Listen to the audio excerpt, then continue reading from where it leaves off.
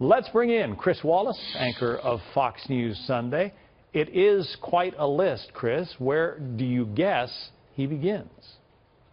Well, I think he begins with the easy parts, and the easiest one is executive actions. You know, for most of the last 4 years, Barack Obama gave up working with Congress and did stuff by, as he'd like to say, I have a pen and a phone. And with a pen, he was able to do a lot of executive actions on climate change, on deferring deportation of millions of people in this country illegally. The flip side of all those executive actions is that they can all be undone with the stroke of a pen. And so on his first day, Donald Trump could sit at that desk in the Oval Office and undo every one of Barack Obama's executive orders. So that'll be, I think, the first thing he does, and that'll be able to rack up some victories in terms of his promises on immigration and on climate change. Then you know he's going to make a conservative appointment to the Supreme Court. I'm sure they'll have a confirmation battle on that, but chances are he'll be able to get it through. That'll be another big one for conservatives.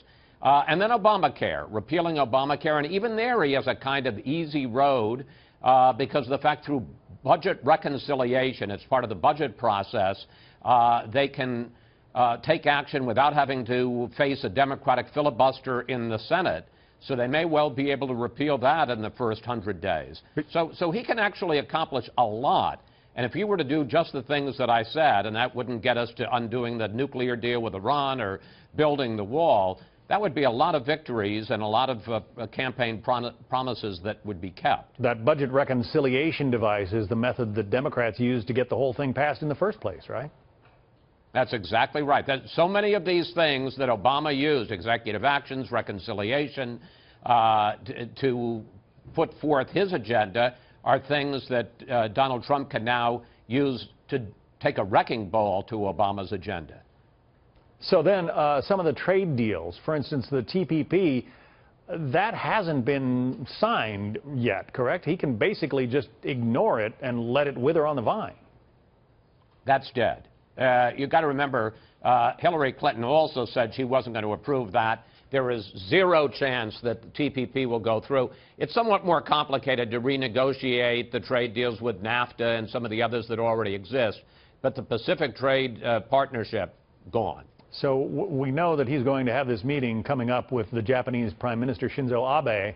How does that meeting go? I mean, he has been very critical, as you've heard throughout the campaign season, of Japan and accusing that country of not carrying its own weight when it comes to its own defense. Well, it's going to be very interesting to see. There are a lot of things that Donald Trump said on the campaign trail, the sort of blustery, boisterous Donald Trump, and one questions whether he is going to do all of those things. There almost are two Trump personalities, and we've seen them this week. You have, as I say, the blustery candidate Trump, and then you have the much more disciplined, much more quiet, much more sober President Trump that we saw just yesterday walking around Washington. And I think that some of the things that he promised on the campaign trail are going to go by the wayside. I think you'll see him be somewhat more conciliatory to our allies, maybe a little tougher on some enemies like Russia. And, you know, it'll be interesting to see. One of the promises he made on the campaign trail is he was going to appoint a special prosecutor to relaunch the investigations into Hillary Clinton.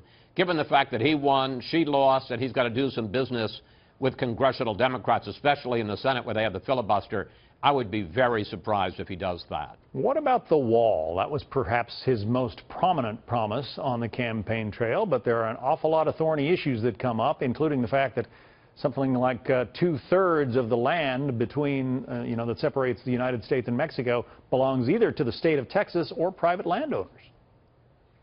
Well, that's right.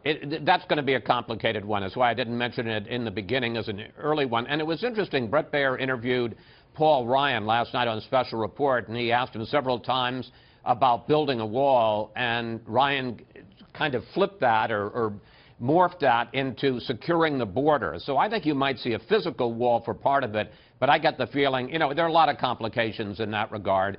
And my guess is that, that won't be a physical wall for the whole 1,000+ miles, that there'll be some areas where it's virtual or beefing up Border Patrol, but in effect, they will use a variety of technological means and also brick and mortar to secure the border in a way that they haven't before. And I think, again, looking at what Ryan said, I think deportation, and Trump also suggested this, will take a backseat. That the first thing he'll do, and again, I think it's the kind of a thing that would satisfy a lot of people if he were to secure the border one way or another and have people feel that we really aren't going to let new illegal immigrants, a new wave come in. Sure. Then there might be a more rational conversation about what we do with the people who are already here. And there are a lot of those bad hombres, as he called them, out there. I mean, there are, gang members, peddling drugs in the inner cities of this country who came in from, El Salvador, Honduras, Guatemala, places like that. Absolutely. And that part of it I do think he will keep, which is the deportation of people who have committed more crimes since they came into this country. I think he'll absolutely, follow through on that. All right. Chris Wallace. Chris, thank you.